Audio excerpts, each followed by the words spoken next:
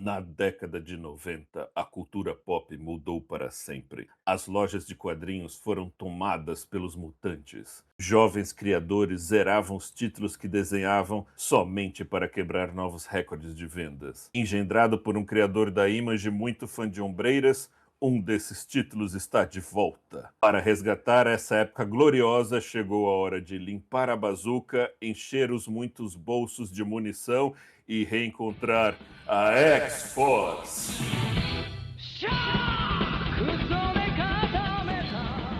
Você está na TV Colossus. Sejam muito bem-vindos à TV Colossus, o seu podcast sobre X-Men. E estamos cumprindo a promessa aqui, hein? Segundo episódio saindo em menos de um ano de intervalo do anterior, porque a gente tá aqui para continuar essa saga maravilhosa de X-Men 97, né? E eu sou o Gabriel Ávila e Ciclope só o original, recusa imitações. Eu sou o Nico Garofalo e eu sabia que o Thiago tava assistindo esse episódio porque eu ouvi o gemido do outro lado da cidade. Oi, eu sou o Thiago Lins e desde os tempos mais remotos, a camisinha sempre foi um bom programa. Aqui é o Lucas Fantini e a X-Force não é a primeira facção a desovar um corpo numa praia do Rio de Janeiro. Solid work. Então vamos lá, porque nesse segundo episódio da segunda temporada de X-Men 97, a gente volta pro presente desse universo, né, que é nos anos 90, 1997, depois de um episódio todo dedicado ao futuro, né, porque enquanto estavam lá Ciclope e Fênix vivendo aventuras familiares com seu filho, no presente o bicho tava pegando, né, pros mutantes, e na cena de abertura a gente acompanha um grupo de pequenos mutantes, jovens mutantes, procurando abrigo na Mansão Xavier, né, que tá destruída e abandonada, né, porque afinal de contas os últimos ocupantes, que eram o Bishop e o Forge, cada um se picou a mula pra um período diferente, e aí eles dão com a cara na porta. E aí, sem conseguir, né, um refúgio, uma casa, eles acabam capturados, e eles são capturados pela X-Factor, que é um outro time X que tá voltando aí pra esse universo das animações dos X-Men, né? E como a gente já havia comentado, eles fazem versões diferentes e fazem adaptações, fazem combinações de várias sagas de várias décadas no desenho, né? Então, esses jovens que estão correndo, entre eles você tem um mutante que chama Kid Omega, que é uma criação do Grant Morrison na fase dele, junto com Frank Quitely. Você tem a Monet, que é uma das integrantes da Geração X, que é tipo uma primeira tentativa de fazer um grupo jovem leve sem ser os Novos Mutantes, lá na década de 90. E chega esse X-Factor, que não é a primeira interação do X-Factor, né? No episódio passado a gente comentou que esse quadrinho surgiu com 5 integrantes originais, né? O Anjo, o Fera, Homem de Gelo, Jean e Ciclope. Mas esse aqui, na verdade, é o X-Factor do Peter David. É uma fase que é bem querida aqui no grupo, que é uma fase engraçada, leve, em que os personagens que compõem o grupo são o Fortão, que a história dele é engraçada até porque eles vão se apresentar, eles são um grupo do governo, né? Já não tem mais nenhum tipo de relação com as indústrias Warrington. Então, eles são um grupo do governo e quando eles vão se apresentar na coletiva de imprensa, todos têm o seu próprio nome de guerra. E o Guido, que é esse personagem, ele não sabe o que falar, ele fala, eu sou o Fortão, porque cada grupo tem um personagem forte, né? Então, nós temos o Guido, que é o Fortão, o Alex, que é o irmão do Ciclope, né? O Destrutor, a Polaris, que nos quadrinhos é a namorada dele, a Lorna, que é filha do Magneto, o Madrox, que é o Homem Múltiplo, que é um dos meus favoritos, e já na segunda fase do Peter David, ele, na verdade, se torna um detetive, então é divertido porque o X-Factor vira outra coisa, vira X-Factor Investigations, é um gibi completamente diferente. E ali no desenho nós não temos o Mercúrio, né? Que é um dos que tem nos quadrinhos. Contudo, no desenho é uma coisa diferente do Peter David, porque no Peter David eles são aliados ao governo, meio como se fosse um intermediário para lidar com os mutantes, mas não tem nada de caçar e prender. Aqui não, já é diferente, é como um ato de registro de mutantes, né? Quase como na Guerra Civil, para quem é mais novo e não leu essa fase. Então eles estão, na verdade, perseguindo mutantes jovens e meio que capturando eles, assim, para o governo para lidar com essa questão. E só pontuando aqui, né, que na continuidade de X-Men 97, que segue a da animação dos anos 90, já teve um episódio especial ali com a X-Factor, então liderada pelo Ford, que aparecia exatamente essa mesma configuração da X-Force aí do Peter David, e era um episódio com o Homem de Gelo procurando pela Polaris, e aí ele descobre que a Polaris, ao invés de ter sido sequestrada, ela se juntou de bom grado a X-Factor e agora tá namorando o Destrutor. Então, assim, já é um grupo que existe nessa franquia, né, digamos assim. Eu gosto que eles não pegam a gente muito pela mão, eles só falam, não, a X-Factor é do governo e ponto, sabe? Nos anos 90, na terceira temporada, eles dão uma explicadinha melhor, o Ford dá todo o discurso que, tipo, ele queria uma competição saudável entre os X-Men e a X-Factor e por isso ele meio que manipulou tudo ali. Então já existe uma relação desse mundo todo com a X-Factor e vice-versa. E é maneiro porque, como é uma participação rápida, né, meio que deixa essa lacuna, quando eles voltam pro 97 também não precisa pegar pela mão, é meio isso, assim, pra quem tá assistindo direto 97 e não teve esse contexto, não fica perdido, é tipo, é uma equipe de mutantes fundada pelo governo, ponto. E é isso, a partir daí toca o barco, sabe? Don't worry, son, we won't hurt you. We're definitely the good guys. E aí, depois dessa rápida apresentação, né, do X-Factor, dessa missão deles, a gente corta pra Jubileu e o Mancha Solar, né, que são os membros dos X-Men que também ficaram pra trás, enquanto a galera deu o pulo pro futuro ali.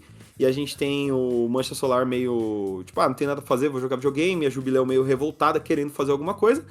E aí ela recebe, né, a visita de alguém que dá a ela a oportunidade de fazer algo, que é o Cable, que chama eles pra se alistar, né? Porque ele fala, não quero estudante, não quero herói, eu quero soldado. Então, assim, ele dá a opção do Mancha e da Jubileu se alistarem à sua X-Force, né? E aí a gente tem uma abertura maravilhosa dedicada à X-Force, que é essa equipe aí que marcou os anos 90, e que a gente tem alguém aqui nesta bancada que é muito fã, né? Desde aquela época, estava lá, que é Thiago Lins. Então, Thiago, por favor, conta pra gente o que era a X-Force nos gibis. Então, gente, a X-Force, assim que o Rob Liefeld assumiu os Novos Mutantes, ele não estava satisfeito com aquela formação. Então ele resolveu reestruturar, tirar alguns personagens, criar outros e criar o próprio gibi dele desde o número 1.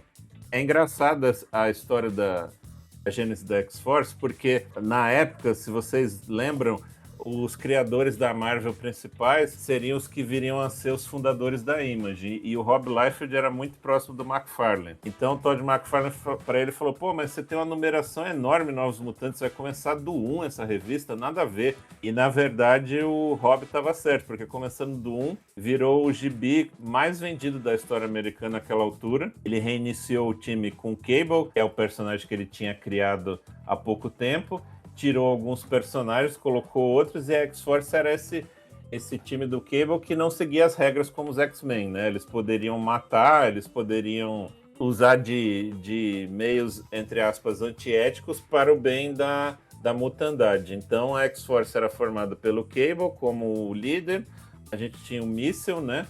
Que já é um uniforme novo ali, diferente dos Novos Mutantes. A Dynamite, que apareceu no X-Factor original, né? Que o nome dela é Boom Boom, é um nome muito mais legal, né? Como se fosse a onomatopeia da explosão. A gente tinha o Apache, que é o irmão mais novo do Pássaro Trovejante. A gente tinha o Shatterstar, que é uma criação do Rob Liefeld, que depois se revelou filho do Longshot com a Cristal. Num segundo momento, a gente tinha o Rictor. Ele não participa dessa formação original porque ele achava que o Cable tinha matado o pai dele e, na verdade, era o conflito, essas coisas de novela dos X-Men. E aí tem o nosso querido Roberto da Costa também, Mancha Solar, melhor amigo de Sam Guthrie, o Míssel. Eles estavam lá. Esse uniforme que aparece no desenho é igualzinho à segunda versão do uniforme do Roberto, lá na X-Force. E também, em alguns momentos, como as equipes são bem fluidas, tinha a Siren também, que é a filha do Banshee, né, que tem os mesmos poderes que ele. Isso era basicamente a X-Force da época. E deu tão certo por esse visual fortão que o Liefeld desenhava, né, esses caras fortes com armas e não sei o quê. As crianças da época, adolescentes, que era o público, adoravam. Eu amava o Cable, assim, tipo, era personagem que eu amava, realmente se reverteu em vendas, né? Foi um sucesso tão grande. E aí, depois disso, o Jim Lee falou, pô, também vou criar uma revista número 1 dos X-Men.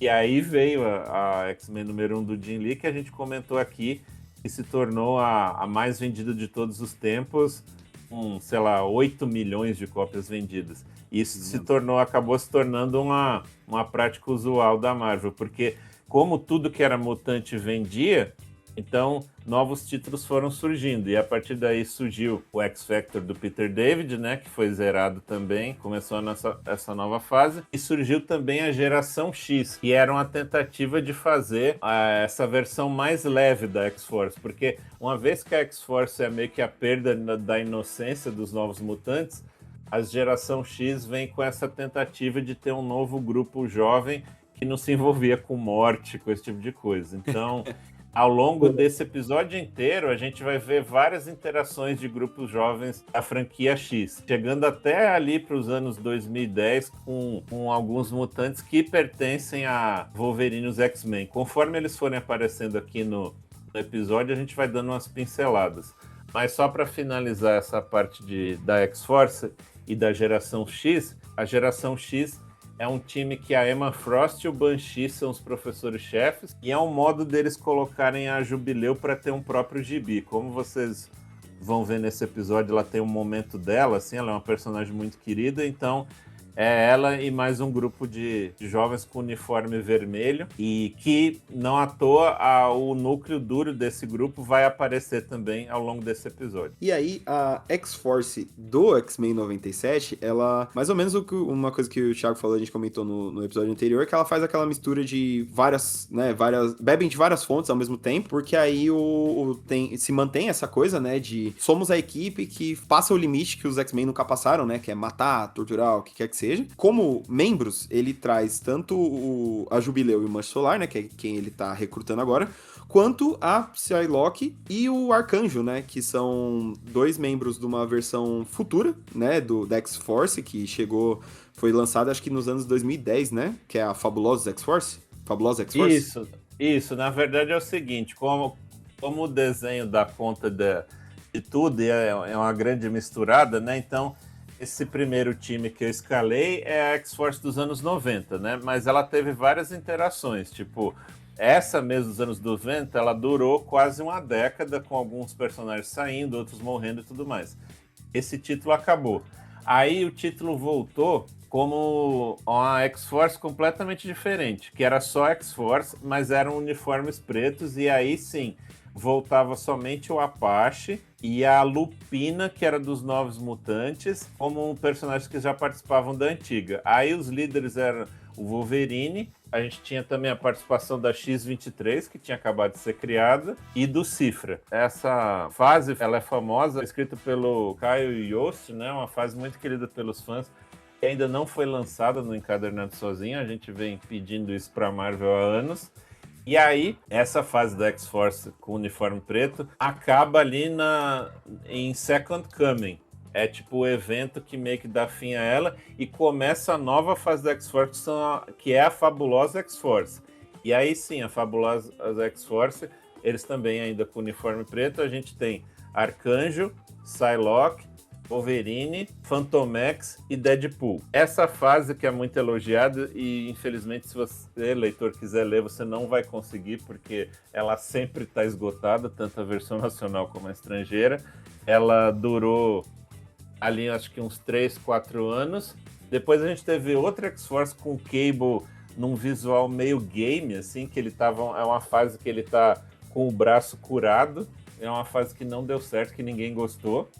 Depois a gente teve um X-Force com uniformes vermelhos, e é o que tá rolando agora, na verdade. Eu posso... Na verdade, não. A gente teve X-Force de Krakoa, que eram os membros eram o Wolverine, o Fera, a Jean no começo, a Sábia, e quem mais? O Kid Omega, né?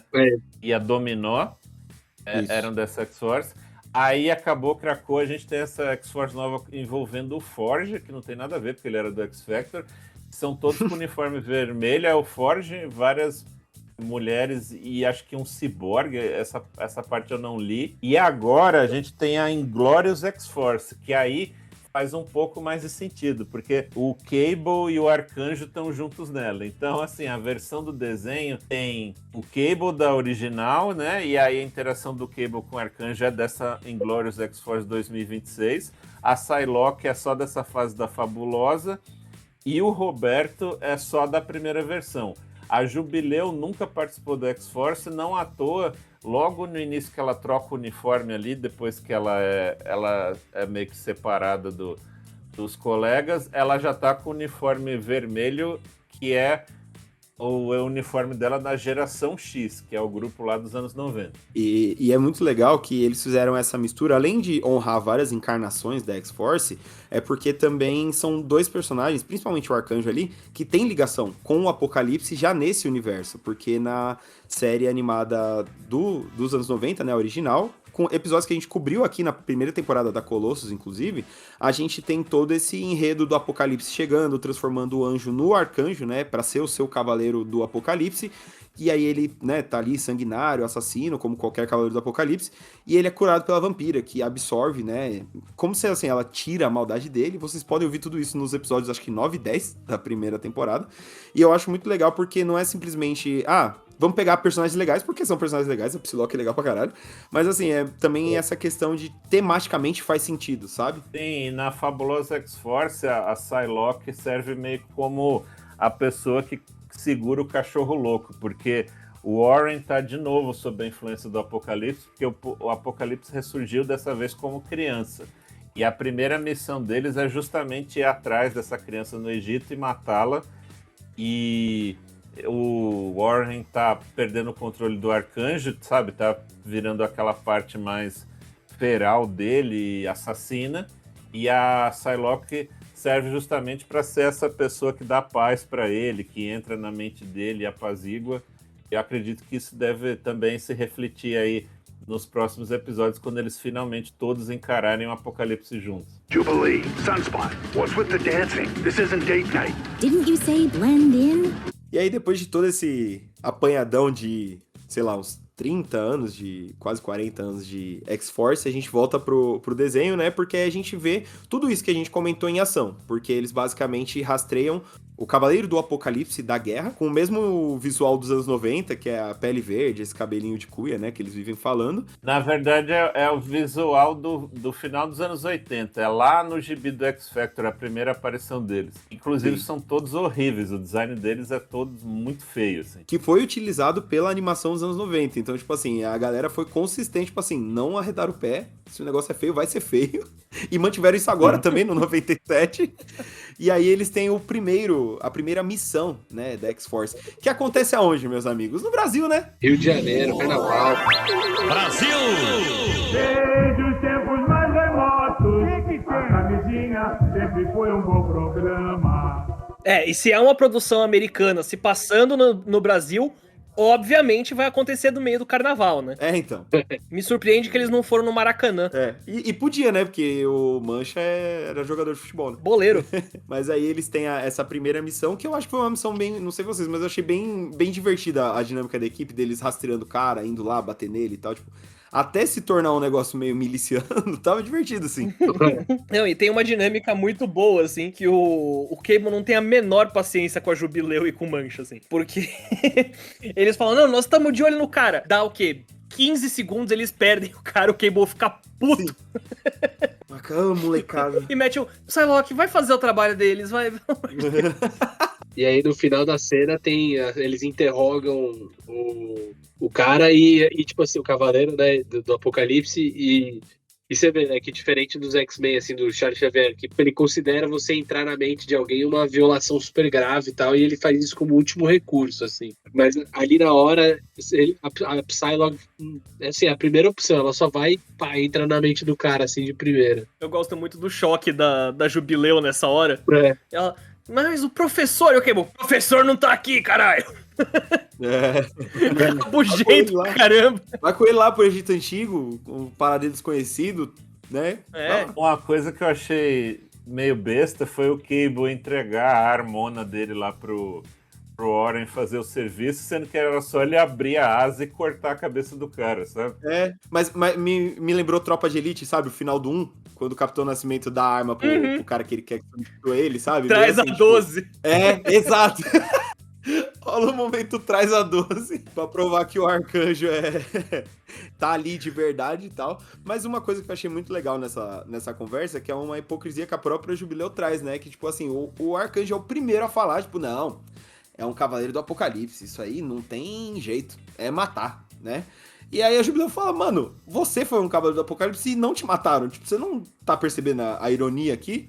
Aí, tipo, eu fui salvo pela vampira que não tá aqui. Então, sabe, meio que usando a vampira pra justificar a merda que ele tá preso a fazer. Tipo, filha da puta, mano. Não, e essa é meio que a temática dessa X-Force do desenho, né? Que é tipo, a Jubileu meio... Não, mas quando os X-Men enfrentaram... Nós não somos os X-Men.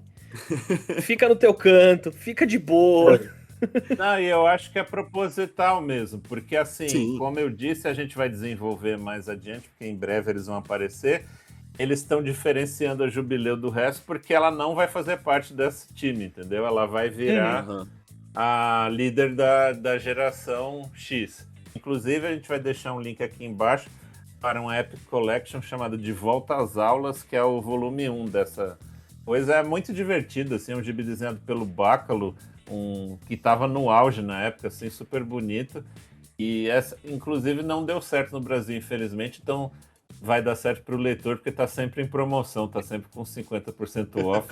Vale a pena a leitura. I thought telepaths were supposed to, Have manners? Termina, né, com meio que a grande cisão entre essas duas visões de como fazer as coisas, que a Psylocke, ela lê a mente, né, do Guerra, encontra uma pista ali que a gente já vai chegar, mas aí, como eles meio que não tem uso pra esse cara, e como diz o Cable, né, ele tem sangue na mão a dar com pau, o jeito é matar. E aí o Arcanjo mata ele e todo mundo volta. E aí a gente tem esse momento da Jubileu meio tipo, mano, não é assim que se faz, pô, eu quero te ajudar, eu quero, né, servir nessa sua missão, nessa sua guerra, mas não quero matar ninguém. Será que dá pra... Ela fala assim, né, até, tipo, dá pra maneirar nesse negócio de matar os outros? Porque a gente tá parando gente que mata, não começando a matar também, sabe? Mas o Arcanjo, já sendo advogado do diabo aqui, apesar de advogado ser a função do Fantini, ele fala, né, que quem é dominado pelo apocalipse não tem volta. O cara não é mais o cara ali, não tem como voltar. Que ele é meio que a exceção à regra, né? Sim.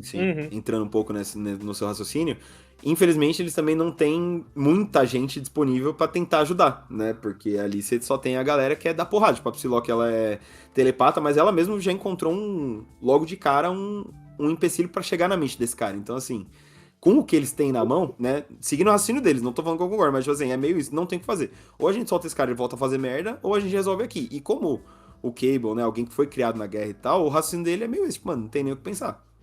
Tchau e benção. É uma coisa que tá muito presente também na fase do segundo advento e tudo mais, quando ele tá com a Hope, assim, dele ser esse cara duro e pragmático. Inclusive, ó, segundo advento, essa né, deu início a toda essa história que culminou no Complexo de Messias, que a gente comentou aqui na TV Colosso no nosso especial de Natal. Então, você ouvinte, que porventura não tiver ouvido, volta lá e escute, porque ficou divertido esse episódio. Soon, the old world shall finally pass away, and together we shall forge a new one in fire and blood. E aí, quando a Psylocke tenta ler a mente dele pra ver pra onde eles podem ir, ela se esbarra com uma barreira de diamantes, né? E na hora que ela falou isso, eu achei isso muito bizarro, tipo, que específico, né? Só que, na verdade, isso era a série, né? Dando um jeito de dar uma pista pros nossos heróis aí, que quem ajudou ele a blindar propriamente foi a Emma Frost, né? Que é uma telepata que também tem uma mutação secundária aí de se transformar em diamante, né? Transformar a pele dela em diamante. E aí esse é o próximo paradeiro da nossa equipe, né? Que vai falar com ela atrás de respostas. E eu vou falar que, mano, é muito curta, mas eu adorei a participação da Emma Frost nesse episódio, assim. Tipo, é uma língua afiada, assim, que, mano, acompanharia uma série só com ela, sabe? Eu também, eu amo a Emma. Mano, ela tá muito foda-se. Ela tá tão foda-se. Cara, preciso fazer grana, velho. E com classe, tá ligado? Tipo, ela, tipo, olha só quem veio, o filhotinho, a espoleta e o pitbull. Roof, sabe? Caralho, mano. E aí a X-Force tenta tirar dela, né, o que tá acontecendo, qual que é a ligação dela com guerra, e ela meio que fala, ele queria proteger e tal, não sei o que, mas eu posso apontar a localização do lugar onde ele tava trabalhando e tal, mas tem um preço, porque afinal de contas, né, a Emma Frost, ela é essa pessoa de, assim, como o Nico tava falando, ela não seguia por bem, pelo mal, ela seguia pelo lucro, né, o que é mais vantajoso pra ela. Aceitaria patrocínio de Bet. Com certeza, mano, ela criaria a Bet, irmão, você não tá ligado? Diamante da sorte. Patente pendente. E aí ela leva eles, né, a X-Force, ao que seria esse esconderijo aí, onde o Apocalipse teria feito experimentos e tal, e o Arcanjo fica assustado, porque ele fala, tipo, a máquina, né, a tecnologia que ele usou em mim é muito mais primitiva do que o que ele tá fazendo agora. Então, mano, agora tá complicado, né, ferrou, que é um gancho, né, pros próximos episódios aí. Mas antes que eles pudessem raciocinar o que quer que tava acontecendo, eles descobrem que, na verdade, eles caíram numa arapuca, né, porque, na verdade, a Emma Frost, como é alguém que só tá ligada no lucro, ela vendeu eles pra X-Factor, que é o grupo mutante do governo, em troca de anistia, né? E aí ela levou eles lá e deixou o pau comer, né? E é muito legal esse momento que a gente tem outra cena de ação, de pancadaria entre as duas equipes, mas antes a gente tem meio que uma troca de ofensas, né? Eu gostei muito do Cable chamando eles de cachorrinhos do Tio Sam, sabe? Eu também. Não, isso é muito bom. E eu gosto muito da cara que a Emma faz durante a luta. Nossa! Porque ela tipo, claramente ela tá entediada. Aí começa a voar coisa, né? Ela só vira diamante e continua olhando pras próprias unhas, tá ligado? Não tipo, tá, e o meu cheque cai quando? É muito tipo, nossa, que perda de tempo, sabe? Tipo... Inclusive, essa porradaria entre X-Factor e X-Force é um dos grandes momentos da Canção do Carrasco, né? Que é uma das melhores sagas, assim, dos X-Men, da década de 90. Tá saindo aqui pela Panini, pela saga dos X-Men. Eu acho que essa porradaria, ela é no número 6 ou 7, não tenho certeza agora. Mas é bem legal, assim, né? Só que lá no caso, salvo engano, a X-Force dá um pau no X-Factor. E esse é o tipo de coisa que eu acho meio triste de comentar num podcast que é só áudio, porque a pancadaria é um momento muito divertido, assim, pela parte da animação, assim, porque eu acho que além da animação em si tá muito bem feita, é a interação entre os personagens, né? E, tipo, o jeito que, Psylocke, tipo, só preciso de uma de mim pra pegar vocês, né? Que é o Homem Múltiplo e tal. E eu achei isso muito legal, que eu não tinha essa referência que vocês citaram agora de gibi, que me pareceu um negócio que seria muito gibi, sabe? Tipo, uma edição com...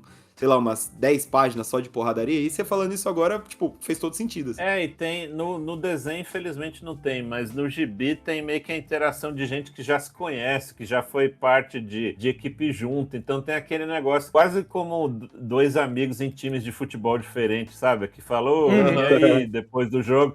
Tipo, então, e aí, como você tá? Beleza, agora vamos cair na porrada, sabe? Tipo, o que me fez lembrar, assim, mais ou menos desse quadrinho que o Fantini trouxe. E trazendo de volta a série original dos anos 90, né? A primeira interação dos X-Men com a X-Factor, eles estão brigando lá e mostra muito aquela coisa de, tipo, como os X-Men se contêm um pouco pra não matar os outros... Eles meio que entram em... eles têm um pouquinho de problema, né? Pra enfrentar a X-Factor. E acabam trocando de oponentes ali no meio da luta pra tentar dar uma amenizada, né? Nesse daqui não, a gente vê que a X-Factor, a X-Force é completamente sem ideia, velho. Eles não precisam de muita chance ali pra descer a porrada nos outros, não. E isso porque eles são em menor número, né? Exatamente, em menor número, sem considerar o Homem Múltiplo já. Eles estão um pouco se fudendo, mano. Eles falam, beleza, mano, eu vou te nocautear até você vai passar uma semana em coma, tá ligado? E é legal que é uma ceninha em que dá pra ver um pouco a essência dos dois times, porque enquanto a X-Force tá meio nessa, tipo, você vê a Psylocke, quando ela vai pra cima do Madrox, né, ela não quer saber qual que é o verdadeiro, tipo, ela correu o risco de matar o cara e foda-se, sabe? Que ela tava ali indo com as espadas e dane-se. Enquanto que a X-Factor tá fazendo as piadinhas, né? O Fortão, ele faz a piadinha com o Cable, né? De tipo, você trouxe uma arma pra uma briga de mão, né? Tipo... Então eu acho é um jeito de você apresentar esses personagens sem ficar, tipo, esse grupo é engraçado, esse é o violento, não sei o que, né? E tem uma coisa mais familiar, né? Tipo, na X-Factor, que essa equipe, teoricamente, tá junta há alguns anos já, né? Então eles têm uma relação muito mais próxima. Você tem toda a questão do romance da Polaris com o Destrutor. E a X-Force não. A X-Force foi formada ontem, tá ligado? Então eles estão numa briga ali entre uma equipe muito bem estruturada e os outros que, cara, é um monte de lobo solitário numa briga de grupo, tá ligado? E aí tem uma coisa engraçada que o Thiago falou que ele sentiu falta, que não acontece na briga, mas acontece um pouquinho depois, que é essa coisa de os amigos se encontrarem, né? Mas nesse caso não é exatamente uma amizade, que é quando a X-Force ela escapa, né? E a Jubileu fica pra trás, ela acaba capturada pelo X-Factor. E aí ela é interrogada pelo Destrutor e pela Polaris. E aí a gente tem meio que essa lavação de roupa suja, né? De tipo, pô, Polaris, você não era uma X-Men? E agora você tá com esses caras, você tá caçando mutante, que porra que tá acontecendo? E a Polaris meio que tentando, tipo, não, é pra ajudar, é pro bem. E a Jubileu, tipo, mano, nem você acredita nisso, sabe? Eu achei um momento muito legal, assim, tanto pela interação entre elas duas, quanto pelo jeito como a Jubileu dá uma esnobada fudida, tanto no X-Factor quanto no Destrutor, né? Ela falando que o Destrutor é o Ciclope genérico é muito bom. É muito bom, mano. E não só isso, ela ainda fala, tipo, ó, o bagulho é o seguinte, eu não vou falar nada, então vocês têm um telepata aí nessa equipe de terceira categoria, tá ligado? Caralho, Jubileu, que isso? E aí, né, o interrogatório não sai, né, como esperado, pra nenhuma das partes, porque a Jubileu fica decepcionada com a ex-colega, né, de equipe, ela não fala nada pra eles, então ela acaba presa. E nisso que ela acaba presa, a gente tem essa revelação aí de que realmente o X-Factor tá caçando os mutantes e a gente vê meio que participações especiais do monte de mutante jovem que foi capturado por eles, né, Thiago? Essa parte eu gostei muito e teve uma hora que eu me emocionei. Eu não sei se vocês viram os mesmos mutantes, mas vamos lá. Como eu já tinha comentado, é meio que uma mistura de todos os mutantes jovens das mais variadas fases, assim, é tipo de 86 a 2016, vamos colocar assim, 30 anos de molecada. Então, ela vai olhando, né, as salas são meio que fechadas por um laser, tipo, como aquela cela que o Loki fica preso em Asgard nos filmes da Marvel, né, aquela salinha que o Vigia vê dentro, mas está preso por um laser rosa, assim. E aí mostram novamente o Kid Ômega, né? Então eu vou tentar até dividir por fases. As criações do Morrison que aparecem lá nessas celas. O Kid Ômega, que é o nosso querido Quentin Quire, né? O menino anarquista com o topetinho rosa. Aparecem também a nossa querida Angel Salvadore, que é a namorada do Bico, que é outro personagem também que aparece, que a gente adora aqui. Eu e o Gabriel, a gente ama o Bico. Sim. O mutante mais feio de todos. Nossa, aqui. Escroto, horrível, mas tão carismático. Horrível e que Hasbro, eu quero um boneco do Bico, por favor. Nossa.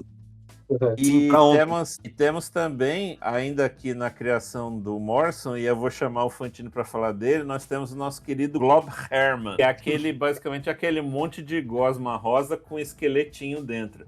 Hasbro também, que era um boneco dele. Não, o Glob é um personagem muito legal. Ele começa a ganhar mais personalidade, mais falas, numa fase bem esquecida, assim, dos X-Men, que foi Extraordinários X-Men, que foi do Jeff Lemire, que foi naquela época, assim, pré-Krakoa, assim, onde tava as coisas meio esquisitas, assim. Sim. E, pô, ele é um personagem muito legal. E aí, depois, na fase pós-Krakoa, ele vai pro time do Ciclope, né, que vai morar no Alasca, e ele é meio que o caseiro, assim, ele é o cozinheiro dos X-Men. E é muito engraçado, ele fala assim, não dá pra soltar raio óptico com uma barriga vazia, né? Então, ele é muito bom.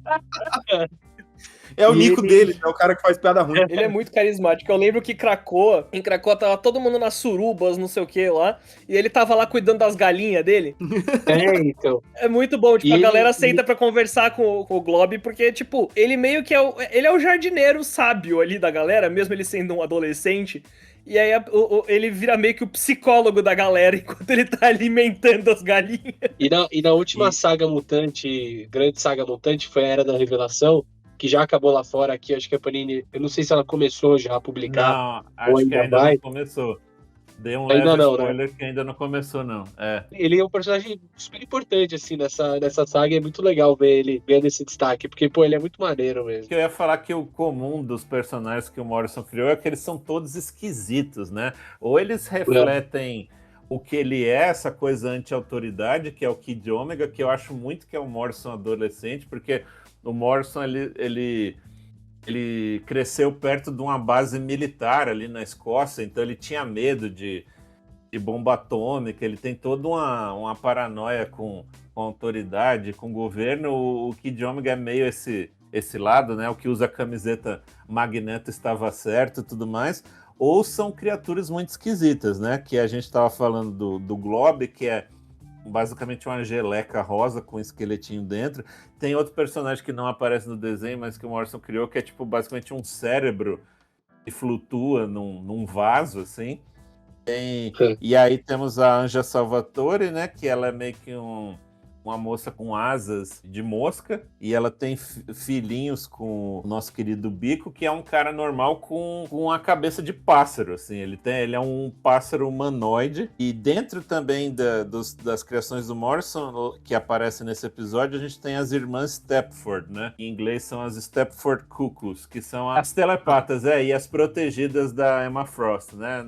Elas começaram como 5 e, no final das contas, depois morreram 2, ficaram só 3. São as protegidas da Emma Frost.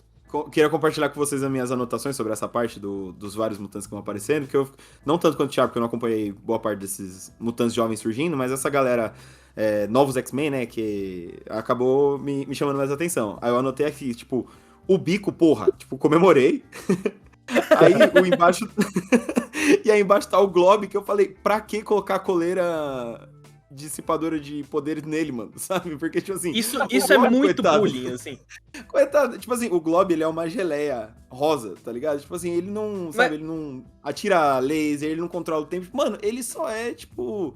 Sabe, ele é diferente, ele é esquisito, assim, e aí os caras vão tirar o poder do cara, mano, tipo, ele não é ameaça pra ninguém, sabe? É tipo pegar alguém que tá totalmente desarmado e algemar, sabe? Então, mas aí é que você vê que existe bondade, é aí que você vê que existe bondade no pessoal da X-Factor, porque seria muito bullying se você não colocasse a coleira inibidora no Glob e no Bico, assim, tipo, vocês são um lixo, tá ligado? A gente não se preocupa com vocês, tá ligado? Não, vamos botar ali... Né, vamos fazer o trauma bonding dos dois ali, botar a coleira inibidora, porque senão, cara, seria muito bullying. Imagina, você já é uma geleca gigantesca, ou um pássaro humanoide que todo mundo chamava de feio a vida inteira.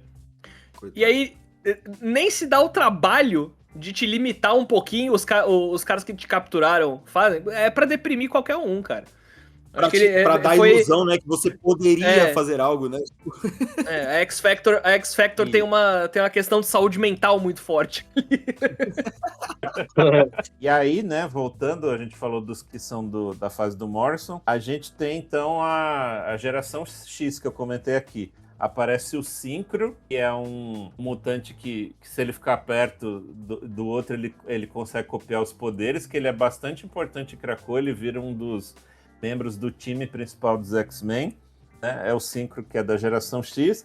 A gente tem a Monet Saint-Croix, que é uma mutante gênia, bonita, e, enfim, tem algumas coisas que a gente não pode contar sobre ela que na verdade tem um spoiler nesse episódio, que ela vira uma criatura meio vermelha e tal. Isso é um spoiler da história do Gen X. E aí a gente tem também, além desses dois, a gente tem o Chamber, o Câmara, que é aquele que mostra o X-Factor na TV prendendo ele. É um cara que usa um pano na cara, uma roupa preta, e sai fogo da boca dele, assim. Tipo, é um personagem com visual super esquisito também.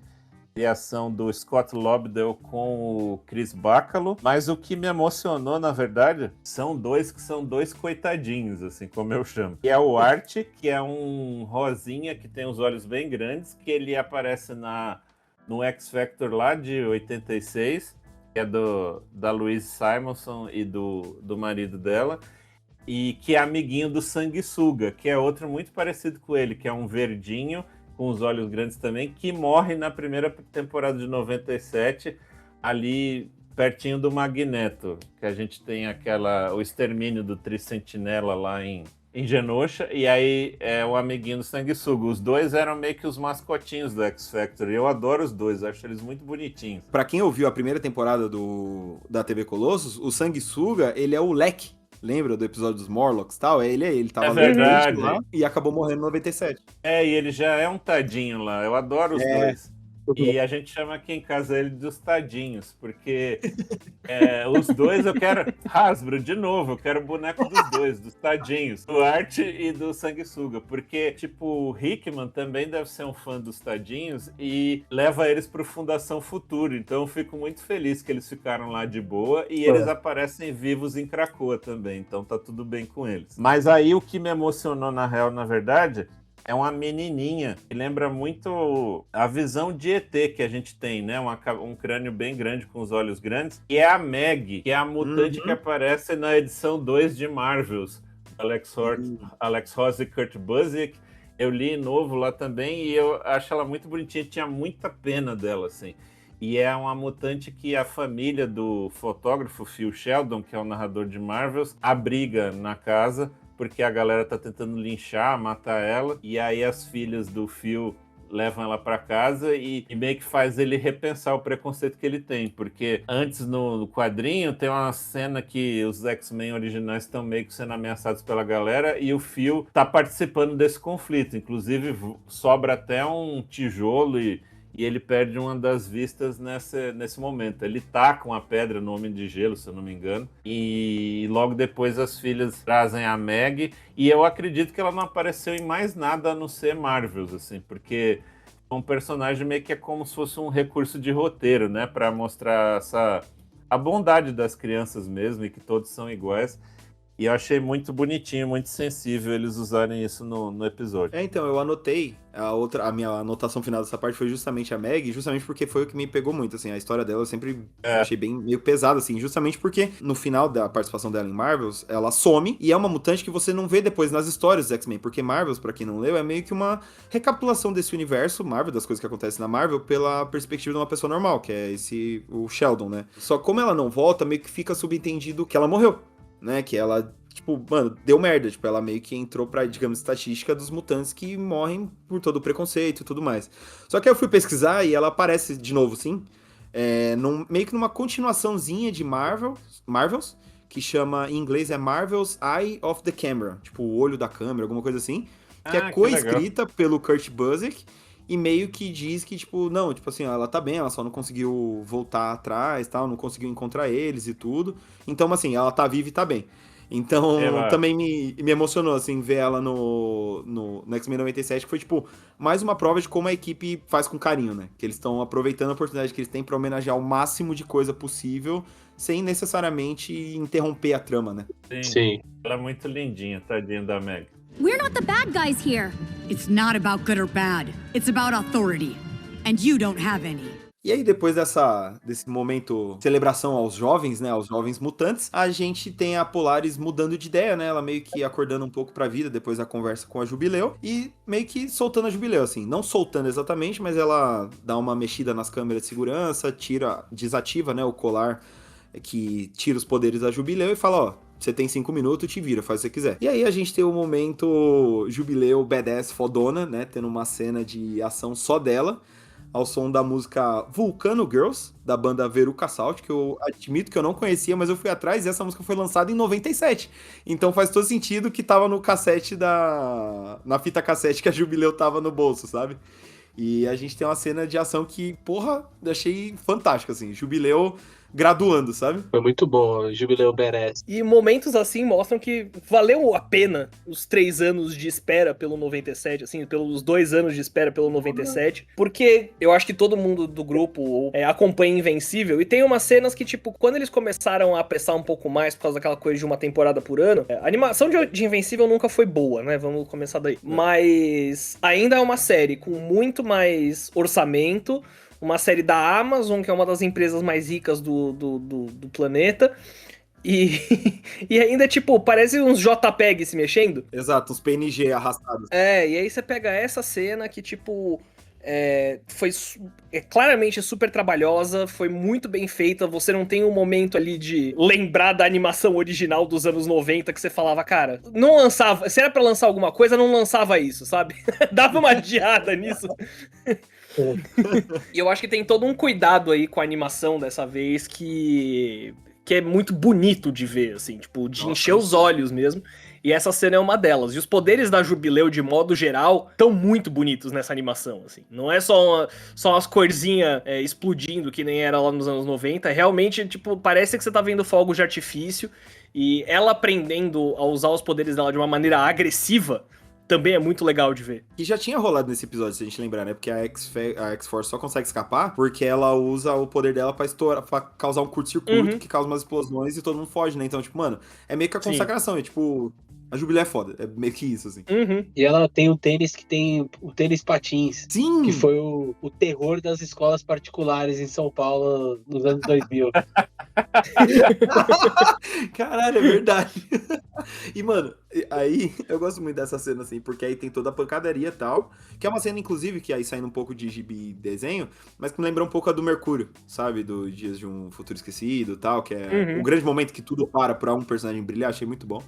E aí ela tá pra escapar, né? Ela chama o Cable, o pessoal, eles vão lá resgatar ela e os mutantes que ela libertou, porque afinal de contas, Jubileu não é egoísta, não escapou e falou, depois eu volto. Não, soltou todo mundo na hora, heroína. E aí tem um último momento, né? Onde a Polaris onde, na verdade, o Destrutor e a Val Cooper, que é a chefe deles, né? A representante do governo, que quem assistiu a primeira temporada lembra que ela tava colaborando com o Bastion ali, né? Em tudo que ele fez, mas enfim. Eles meio que dão um ultimato, falam, sua última chance de escapar. Quer dizer, sua última chance de fazer o certo, né? Não foge, fica aqui presa mesmo, tal, vamos conversar. E aí, nesse momento, ela dá uma última esnobada, dá um tapa na mão do Destrutor, assim, tipo, mano, cala a boca e sai, sabe, assim. E aí o Mancha pega ela, né, no ar, tudo, uma cena muito legal, assim, e ela termina com o Cable com um sorrisinho, né, tipo, da hora, tá aprendendo.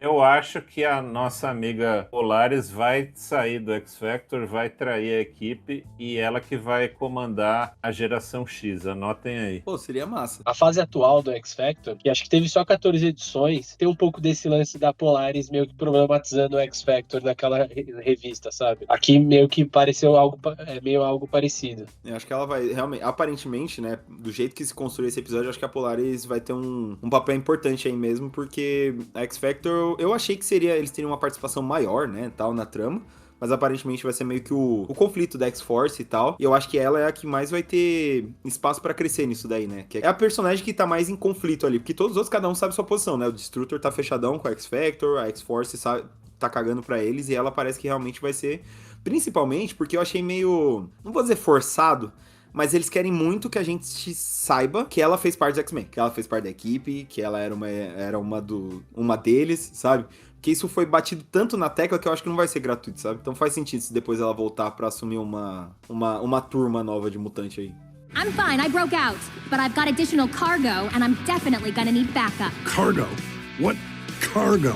E aí, né, o resultado final disso tudo aí é a Val Cooper, né, essa representante, né, a chefona do X-Factor indo na TV denunciar o Cable, a X-Force, né, e o Cable até fala, né, tipo, legal, pra uma missão Black Ops que ninguém pode saber onde a gente tá, agora a gente tá na TV, bacana, né.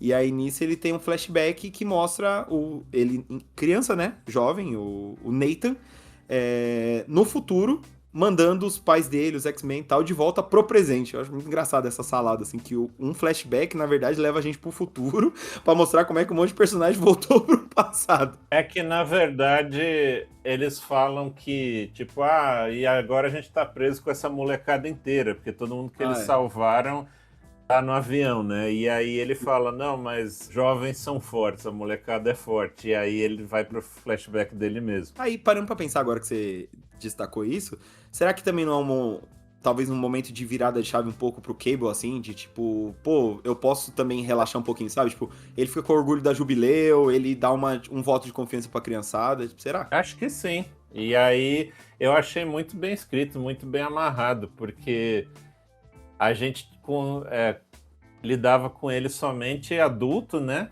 Teve essa revelação que ele era o filho só na primeira temporada de 97. Aí agora a gente foi apresentado a ele jovem, e aí ele é enfim, pra pessoa que tá vendo e que não tá acostumado com a história, ou não leu, pra ficar bem amarrado, tipo, olha, ele é aquele, são a mesma pessoa, e pode ser um momento dele ali conviver com o pessoal mais novo e aprender a confiar nos outros também, né? Porque ele sempre teve que meio que resolver as paradas sozinho, ele aprender a liderar um time. E é muito legal que aí nisso a gente fecha essa primeira parte, né, dos X-Men no futuro, né? Porque a gente não tinha se resolvido isso, que eles voltariam ou não, né, pro presente. O Forge, coitado, ainda tava lá, tipo, gente, pelo amor de Deus, vamos logo. E o pessoal, não, vamos ficar mais um pouco e tal. E aí até meio que a nave, né, do Apocalipse e depois do Cable, que toma a decisão, fala, não, Cable, manda eles embora, vai ser melhor assim, vai contribuir pra você e tal. E aí a gente encerra esse segundo episódio aí com os X-Men de volta ao presente, que é um negócio que eu vou confessar pra vocês que eu achei meio apressado. Não apressado, mas muito rápido, sabe? Tipo, quando termina com eles, cada um num período, achei que isso ia levar mais tempo pra se desenrolar. Então, pra já terminar no segundo episódio esse núcleo, eu fiquei, caralho, mas já? Sabe? Mas ainda teremos o núcleo do passado que vai ser resolvido nos próximos episódios. Eu achei legal esse lance deles pegarem começarem lá no futuro.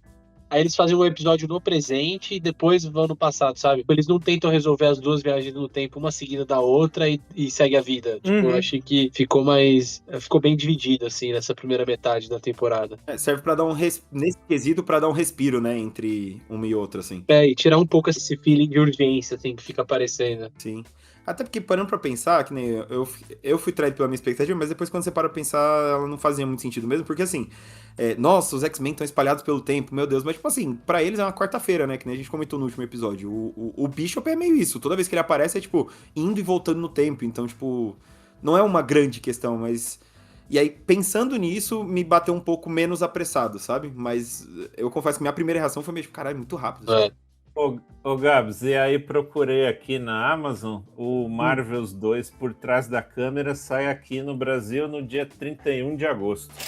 Aí, olha aí.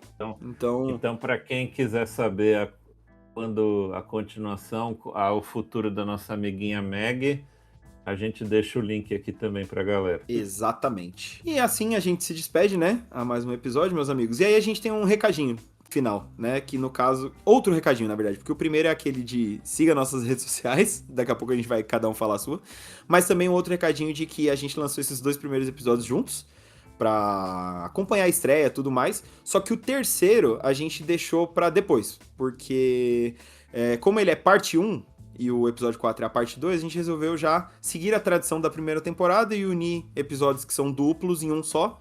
Então, episódios 3 e 4 de X-Men 97 ficam para a próxima semana, certo? Certinho. Uhul.